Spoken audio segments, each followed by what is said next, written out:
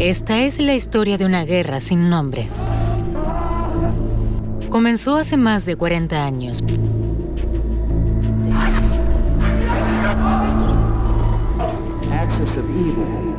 Entre Irán de un lado y Estados Unidos e Israel del otro. Una guerra de ideologías y estrategias que sigue generando un profundo odio y resentimiento hasta el día de hoy.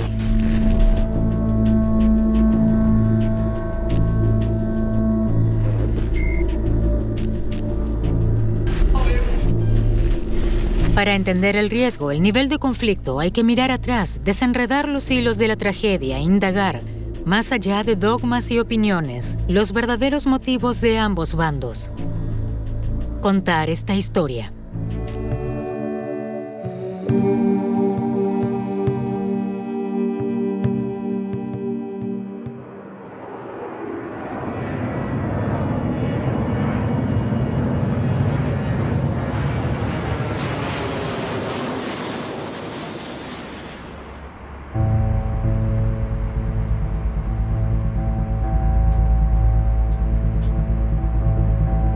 Primero de febrero de 1979, un avión despega de París. Su destino, Teherán.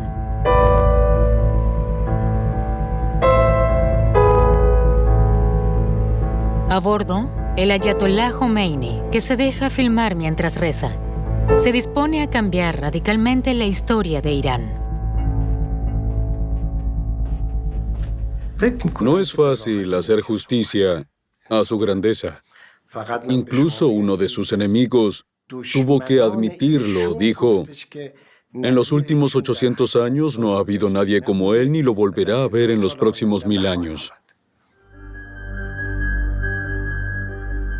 Jomeini es el líder del movimiento de oposición contra el todopoderoso Shah, que lleva casi 40 años gobernando Irán. Tras más de 14 años en el exilio, el ayatolá, un teólogo musulmán, regresa para conducir a su pueblo a la batalla, una revolución en nombre del Islam chiita. Se abre una nueva era para todo Oriente Medio.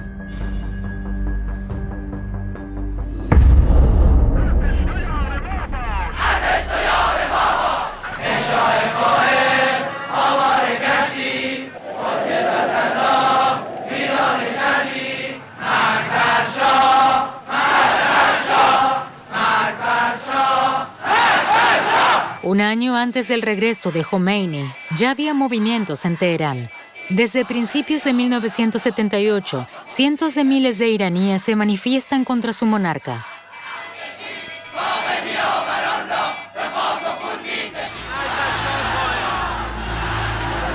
Los manifestantes ya se han cansado de este rey que, con despilfarro y mano de hierro, quiere convertir Irán en una gran potencia basada en el modelo occidental.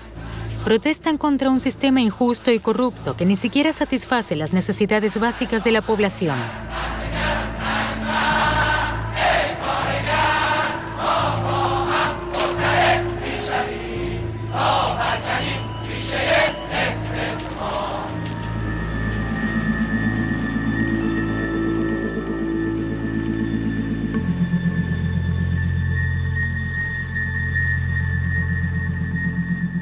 El imperialismo contra el que cargan los manifestantes lo encarnan dos estados que apoyan al régimen del Shah, Estados Unidos e Israel. Hoy cuesta imaginar que estos dos países fueron socios estrechos de Irán. Para Israel, Irán era el segundo país más importante tras Estados Unidos en cuanto a intereses estratégicos y económicos. Habíamos implementado grandes proyectos con ellos. En la década de 1950, Israel busca un acercamiento con el Shah. Dado su aislamiento dentro del mundo árabe que no reconoce su existencia, el Estado israelí busca un socio no árabe en Oriente Medio. Irán, persa pro-occidental, cuyo Islam se diferencia del de los estados árabes, se presenta como un aliado natural.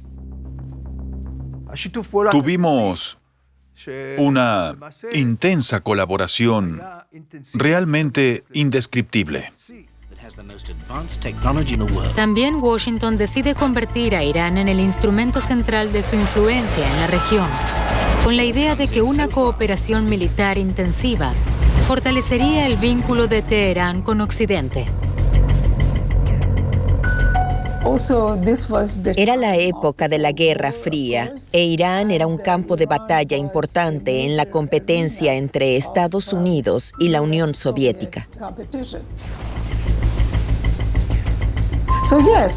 Así que, obviamente, el Shah estaba del lado de los estadounidenses porque necesitaba su apoyo para enfrentarse a la Unión Soviética y mantenerse en el poder. Tanto para Tel Aviv como para Washington, el régimen del Shah es un socio inestimable, el comodín en la gran partida de póker de Oriente Medio. Pero ni Israel ni Estados Unidos se imaginan la fuerza con la que el movimiento de oposición acabará barriendo al régimen. Cuando hablé con los generales, me dijeron, esto es como el sarampión. En ese momento estallaban manifestaciones constantemente. Entonces el Shah nos dijo que solucionemos el problema, porque él es nuestro comandante en jefe. Así que lo resolvimos.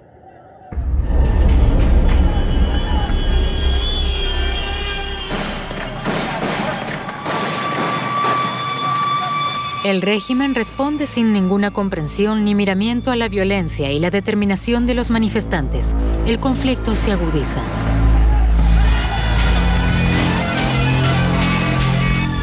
Ese día, el ejército del Shah abre fuego en las calles de Teherán. Oficialmente, mueren 87 personas en aquel Viernes Negro. La oposición habla de 4.000 muertos. La monarquía ha mostrado su verdadero rostro.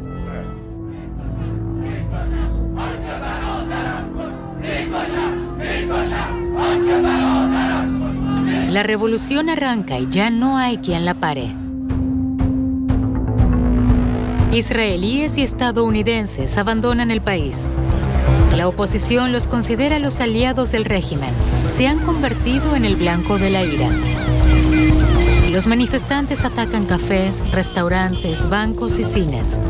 A sus ojos, estos símbolos de la modernidad occidental representan las aspiraciones de poder de Israel y Estados Unidos sobre su país. Derrocamiento de la monarquía, ruptura de relaciones con Washington y Tel Aviv, rechazo a la sociedad occidental moderna. Todo esto representa ahora la misma batalla. Cuando el movimiento empieza a ganar impulso, necesitaba a un líder.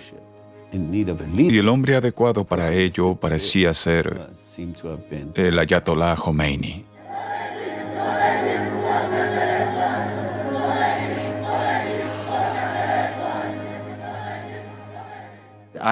No solo las diferentes facciones del movimiento islámico se unieron al Ayatollah Khomeini, también lo siguieron otras facciones de la oposición, como los nacionalistas y los marxistas. Todos estos grupos reconocieron a Khomeini como el líder de la revolución.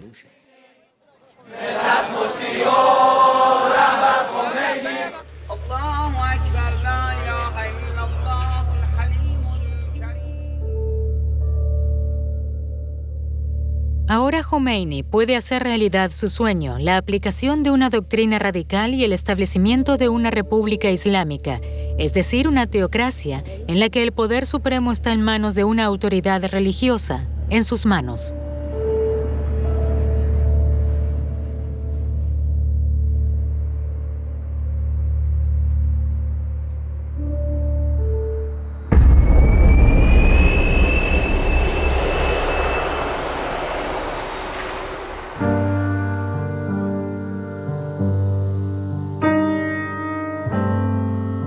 Tras su llegada a Irán, Khomeini hace todo lo que está en su poder para asestarle de inmediato el golpe mortal a la monarquía.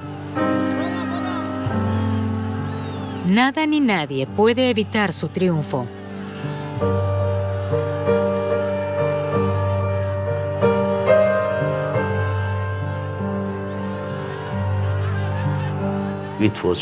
Fue abrumador, realmente abrumador. Cerca de 10 millones de personas salieron a las calles de Teherán. Por lo que puedo recordar, esta fue la celebración de bienvenida más grande de la historia. 10 millones de personas querían saludar a su líder.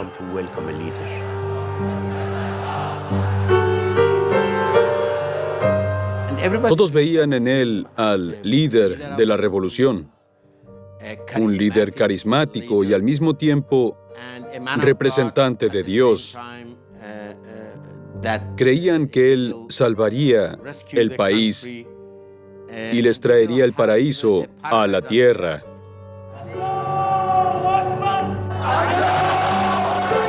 A partir de ese momento se convierte en el mandatario legítimo. El Shah, además gravemente enfermo, había abandonado el país 3 semanas antes.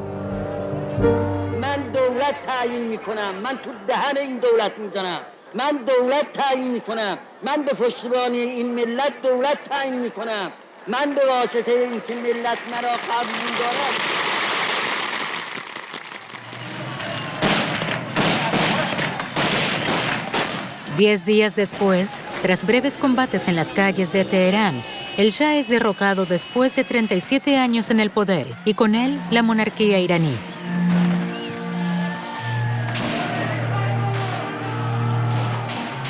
La revolución ha triunfado. El ayatolá Jomeini es el nuevo líder del país.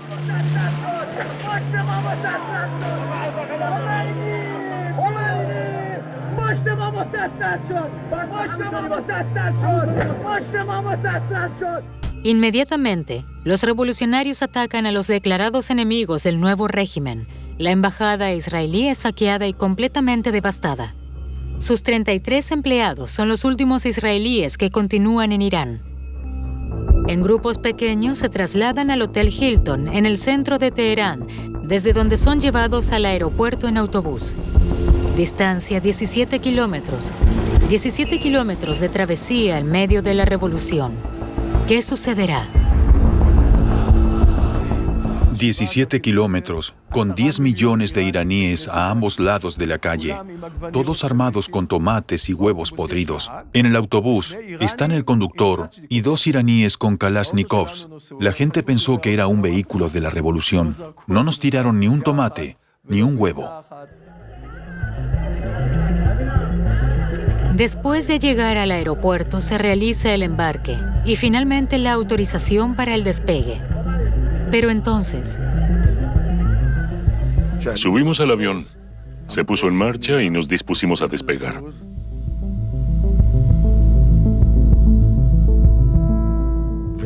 De repente se detuvo. Se abrieron las puertas y entraron hombres armados de la Guardia Revolucionaria. Pero solo querían controlar algo, ni idea de qué. Entonces, finalmente despegamos. Mientras estuvimos sobre territorio iraní, hubo una gran tensión. Pero cuando pasamos la frontera, estallamos de alegría.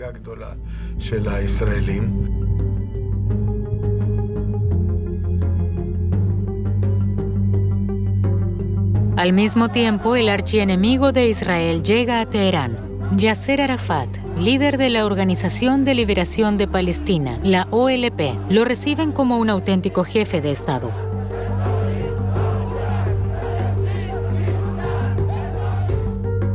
Arafat es el presidente de la OLP desde 1969. Su objetivo, un Estado palestino que sea independiente de sus aliados árabes.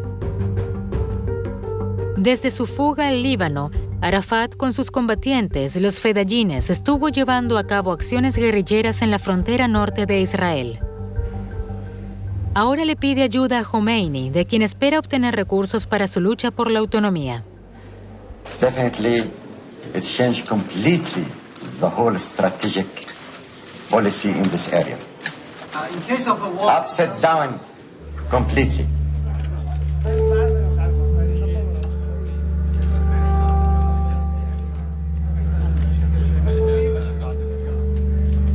Al invitar a Arafat a Teherán, Jomeini le envía un claro mensaje a todo el mundo musulmán. En el futuro, Irán apoyará la causa de los palestinos.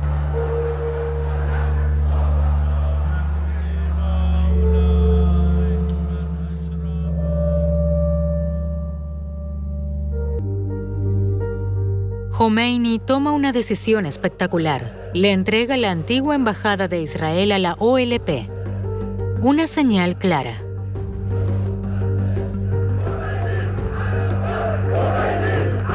Al dar este paso, el líder religioso rompe con el Estado de Israel, cuyo derecho a existir no reconoce. Con esto, la alianza estratégica entre Israel e Irán es definitivamente cosa del pasado.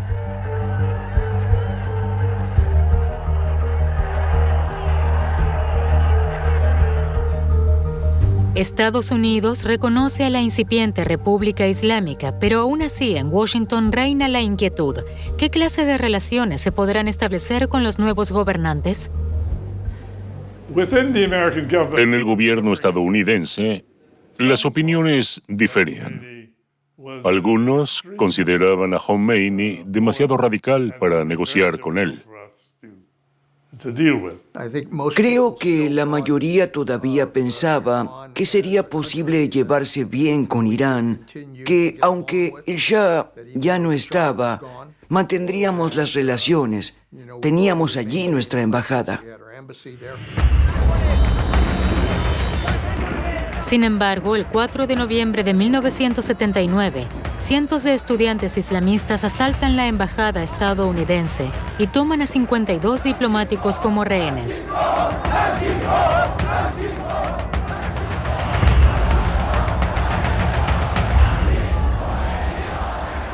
Jomeini duda. ¿Debería apoyar a los estudiantes y arriesgarse a una grave crisis con Estados Unidos? ¿Es incluso necesario respaldarlos para mantener el movimiento bajo control?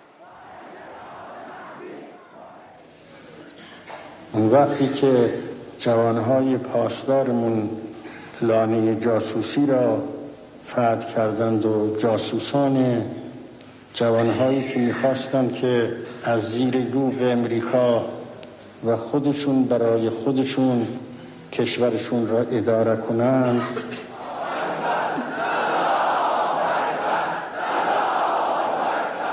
When the hostage crisis occurred, it made clear, I think, that Cuando comenzó la toma de rehenes, quedó claro que no estábamos preparados en absoluto para tratar con ese nuevo Irán.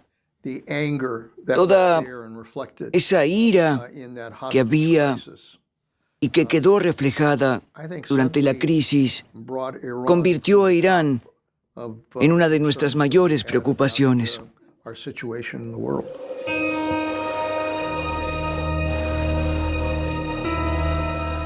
Los últimos rehenes son liberados al cabo de 444 días. Al decidir finalmente apoyar a los estudiantes, Jomeini convierte la toma de rehenes en el segundo acto de la revolución.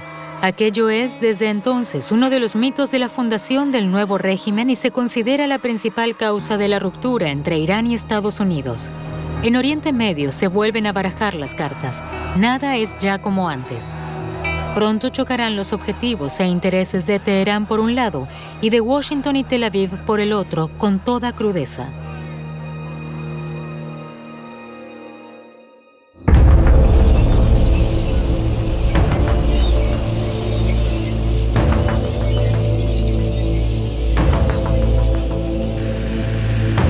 Ese día, casi 90.000 soldados israelíes con 1.300 tanques y 1.500 transportes de tropas asaltan el Líbano, un país que, en principio, no tiene nada que ver con el creciente conflicto entre Irán, Israel y Estados Unidos. Desgarrado desde hace años por la guerra civil, se convierte en el campo de batalla de la región. Siria tiene ocupada una parte del este. El sur, sin embargo, lo controla enteramente la OLP, que ha hecho de esa zona su base de operaciones desde la que lanzar ataques mortales contra Israel. El 6 de junio de 1982, Tel Aviv lanza su Operación Paz para Galilea.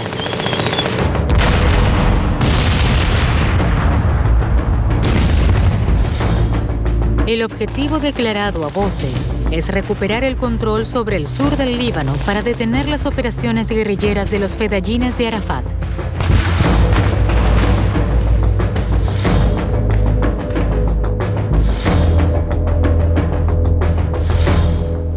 here to fight and destroy the terrorist organizations that have been killing and murdering our people for years and years. That is our goal here. Ariel Sharon, nombrado recientemente ministro de Defensa, lidera la ofensiva. En Israel es considerado un héroe por haber contribuido significativamente a todas las victorias desde la creación del Estado de Israel en 1948. Once we finish it, we'll move immediately back. We don't have any interest whatsoever to stay here, not our country. We don't need even 1 square inch of this country.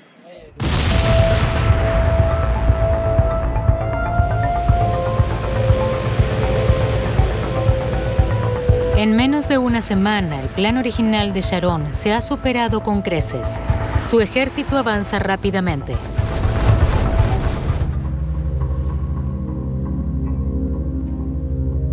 En Teherán no salen de su estupor. El avance de las tropas israelíes hacia la capital libanesa cambia radicalmente el equilibrio de poder en Oriente Medio. Khomeini no quiere aceptarlo, pero ¿qué puede hacer?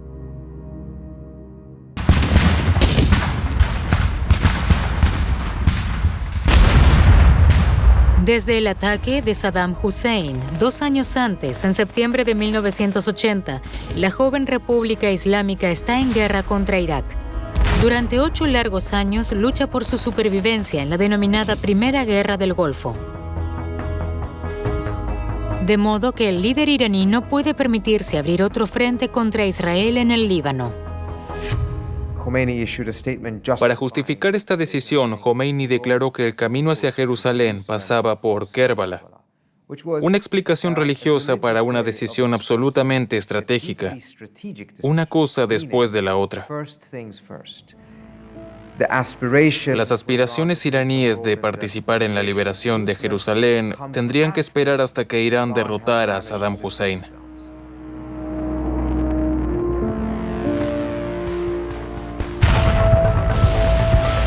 En Beirut, el oeste de la capital, a donde Arafat y la mayoría de sus tropas han huido, es bombardeado ahora sin cesar.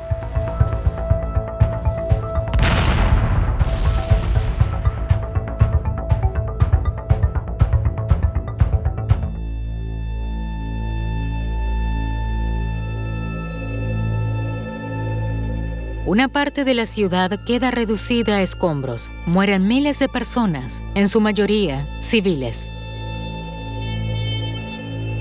El 21 de agosto de 1982, Israel pone fin al asedio.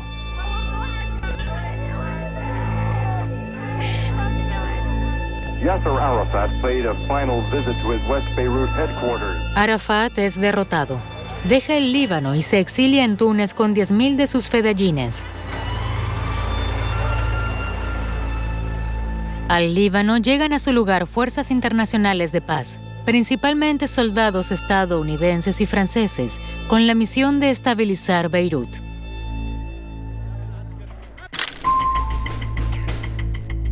Para Sharon y el primer ministro Menachem Begin, el problema palestino está resuelto. Ahora pueden dedicarse a su objetivo secreto, la reforma del Líbano. Quieren convertir un país multiconfesional en un Estado cristiano bajo el liderazgo de la minoría maronita, un Estado fuerte y, sobre todo, un aliado.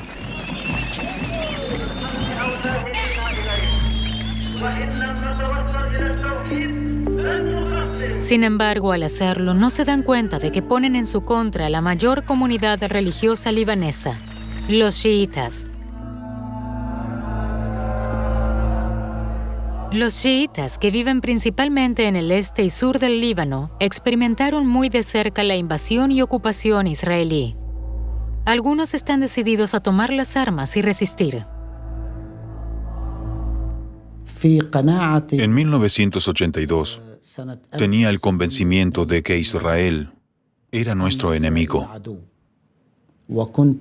Desde entonces apoyé la causa de los palestinos y la hice mía. Naim Qasim tiene entonces 29 años. Es profesor de química en Beirut y dirige la Asociación para la Educación Religiosa Islámica, una organización chiita. Las ideas del imán Jomeini respondían a nuestras convicciones internas más profundas. Nos unimos con otros movimientos y grupos islámicos en el Líbano y viajamos a Irán. Allí juramos lealtad a Jomeini y lo reconocimos como el líder supremo chiita. Y él nos dio su bendición.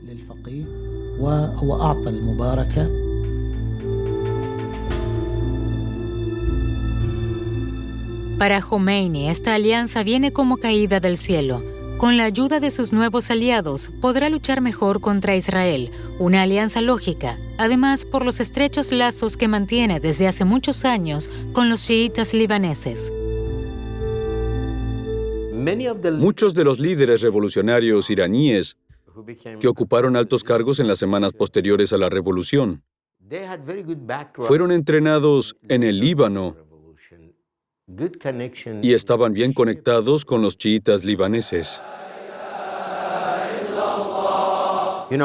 El chiismo en el sur del Líbano es más antiguo que el de Irán.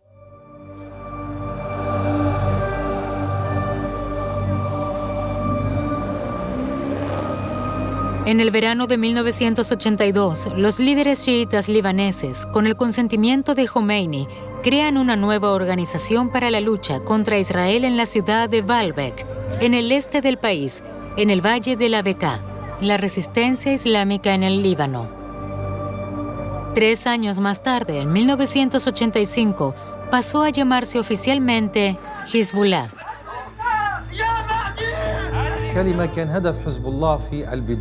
Inicialmente los objetivos de Hezbollah eran puramente militares. No solo quería ofrecer resistencia armada contra Israel, sino también poner fin a la ocupación con todos los medios disponibles y obligar a Israel a retirarse del Líbano. Para apoyar a la nueva organización en el verano de 1982, Irán envía cientos de guardias revolucionarios al valle de la Bekaa. Son parte de un cuerpo de élite que se creó para defender la República Islámica inmediatamente después de su fundación. Responden directamente al líder revolucionario. La Guardia Revolucionaria no participa en los combates, pero aporta armas, dinero y experiencia.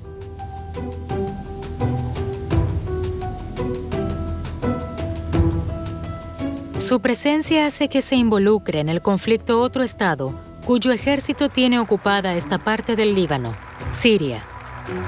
Para acceder al valle de la Bekaa, la Guardia Revolucionaria solicita la ayuda del dictador Hafez al-Assad, quien también es un acérrimo oponente de Israel. Es así como Jomeini teje una alianza con Siria que resultará útil en las próximas décadas.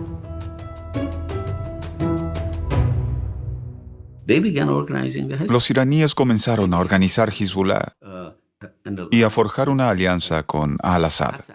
Empezaron a suministrarle petróleo a al-Assad y así compraron su apoyo, pensando ya en lo que llamaban profundidad estratégica. Querían tener herramientas para amenazar a Israel y con ello a los Estados Unidos. Si nos atacan, contraatacaremos. La creación de Hezbollah fue un golpe para Israel y Estados Unidos en el Líbano.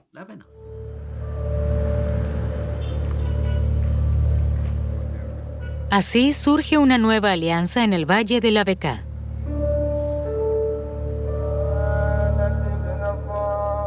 Un sistema que Irán forja con el apoyo de Siria y del que emerge un nuevo actor político, Hezbollah. Un sistema del que surgirá posteriormente un eje principal en Oriente Medio, el eje Irán-Siria-Hezbollah.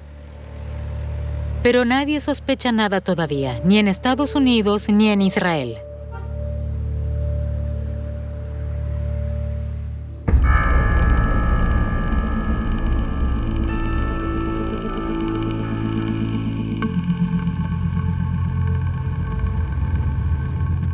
Deir Kanun, en el sur del Líbano, a unos 10 kilómetros de la frontera israelí. Sobre las 6:30 de la mañana, Un Peugeot blanco cargado de explosivos sale del pueblo en dirección a Tiro, la ciudad más grande de la región. Al volante, un combatiente del Hezbollah de 18 años. Su nombre es Ahmad Qasir. Ahmad Qasir fue desde niño una persona tranquila, pero no podía reprimirse ante la injusticia. En ese momento vivía en Arabia Saudita, pero tras la invasión israelí regresó inmediatamente al Líbano. Mi tío intentó detenerlo. Aquí hay guerra e invasión, le advirtió. Y la respuesta de Ahmad fue: sé lo que debo hacer. En unos instantes, el joven desconocido se convierte en un héroe de la lucha chiita contra Israel.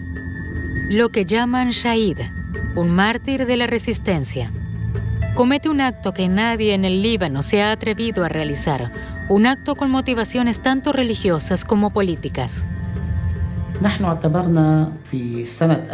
En 1982, en un enfrentamiento directo, habríamos sido derrotados por Israel. Solo podíamos lograr algo significativo si encontrábamos una estrategia nueva y mejor. Atentados por parte de mártires. Son las 7 en punto cuando Ahmad Qasir llega aquel 11 de noviembre de 1982 a la calle principal de Tiro. Sin dudar, acelera y estrella su automóvil contra un gran edificio.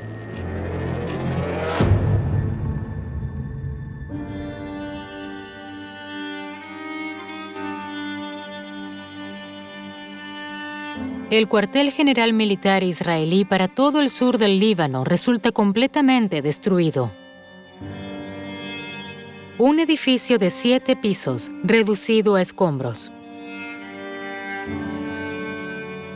באיזה קומה אתה היית כשהיה פיגוע? קומה חמישית. והייתי בדיוק בשירותים. באתי לעשות צרכים ופתאום שמעתי את הפיצוץ. והרגשתי שהכל קורס. ופתאום ראיתי את עצמי קבור מתחת להריסות של הבטון. והתחלתי לצרוח שיצילו אותי. אחרי איזה שעה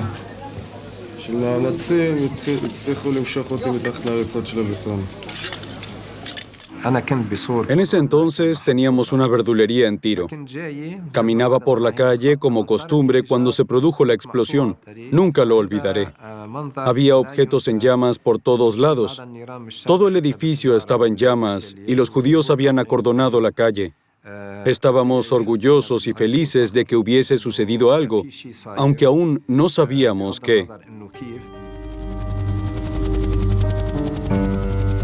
Estábamos bajo ocupación y nos alegramos de que murieran ocupantes. Al mismo tiempo, sentimos una tensión interna, porque no estaba claro quién lo había hecho. Entonces todavía no sabíamos que era mi hermano Ahmad, pero el momento fue inolvidable.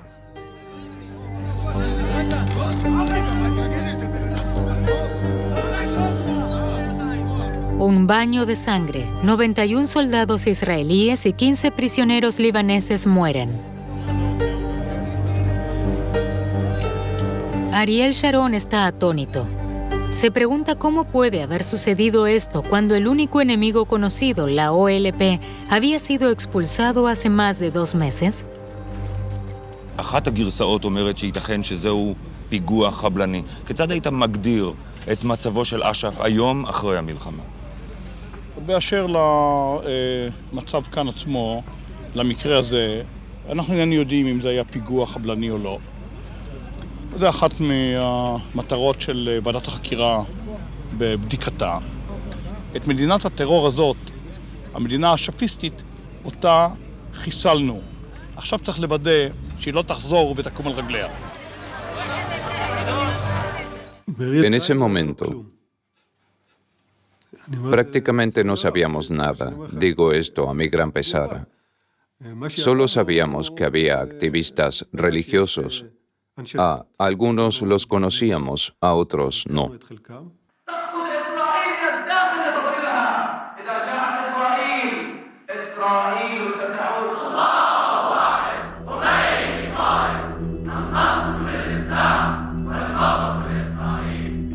La sorpresa fue aún mayor cuando yo mismo comencé a buscar registros escritos sobre los chiitas en el Líbano. Por ejemplo, de los servicios de inteligencia, de reconocimiento militar. Fue una gran decepción. En ese momento prácticamente no había material sólido sobre los chiitas en el Líbano, ni siquiera en las universidades. Las fuerzas internacionales de paz en el Líbano, lideradas por Estados Unidos y Francia, están tan ciegas como el ejército israelí. El 23 de octubre de 1983, son ellas mismas víctimas de un atentado de brutalidad sin precedentes. The two-ton bomb devastated the four-story building in which 200 Marines may have been sleeping when the explosion occurred shortly after 6 a.m. Beirut time. Mueren 241 soldados estadounidenses. Al mismo tiempo, un atacante suicida detona una segunda bomba en el cuartel general de las tropas francesas. Otras 58 personas fallecen. El doble atentado se le atribuye a una organización desconocida hasta la fecha denominada Yihad Islámica, detrás de la cual se esconden aparentemente Hezbollah e Irán. Muchos indicios apuntan a que los iraníes estuvieron involucrados o que incluso desempeñaron un papel clave. Yes, we have some, but we're not going to point the finger until we're absolutely certain. But I think the thing that does come through loud and clear is just the insidious nature of terror, international terror. Tras este nuevo ataque, la organización chiita Hezbollah ya no puede seguir siendo ignorada. Sus hombres se consideran a sí mismos combatientes de la resistencia contra Israel y sus aliados. Recuerdo que inicialmente Hezbollah parecía ser solo un actor local. Sin embargo, a mediados de la década de 1980, estaba claro que Irán les proporcionaba armas, material y soldados. Se enviaban rehenes del Líbano a Irán y había un apoyo político. Era un fenómeno que recién estaba emergiendo.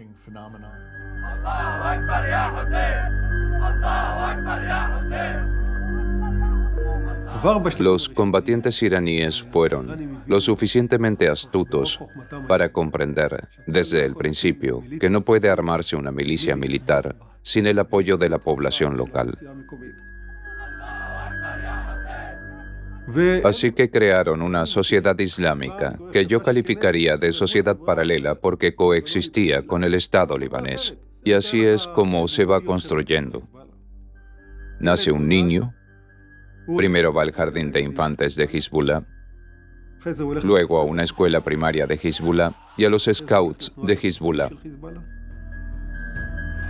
Por último, a una escuela secundaria de Hezbollah y al final acaba luchando por Hezbollah.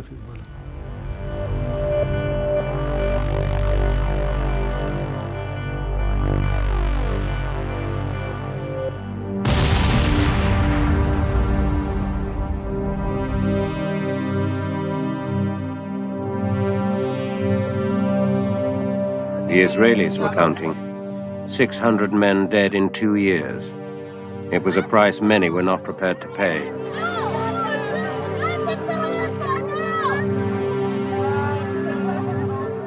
Día tras día, el ejército israelí en el Líbano va perdiendo un poco más el control. El 6 de junio de 1985, 3 años después del inicio de la invasión, abandona el país, pero mantiene una zona de seguridad en el sur que constituye el 10% del territorio libanés. Aquí permanece durante 15 años hasta el año 2000. Esta primera retirada parcial supone una derrota dura, incluso humillante para Israel. Es la primera victoria de Hezbollah. Ese día, esta organización chiita se adjudica el ataque al cuartel general israelí en Tiro. También se menciona el nombre del mártir, Ahmad Qasir. El día del atentado, el 11 de noviembre, se convierte en el día oficial de los mártires de la resistencia.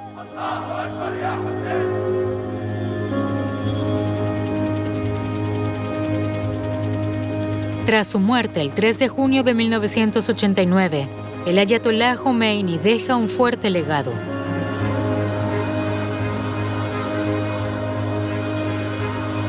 La teocracia chiita creada por él 10 años antes está consolidada.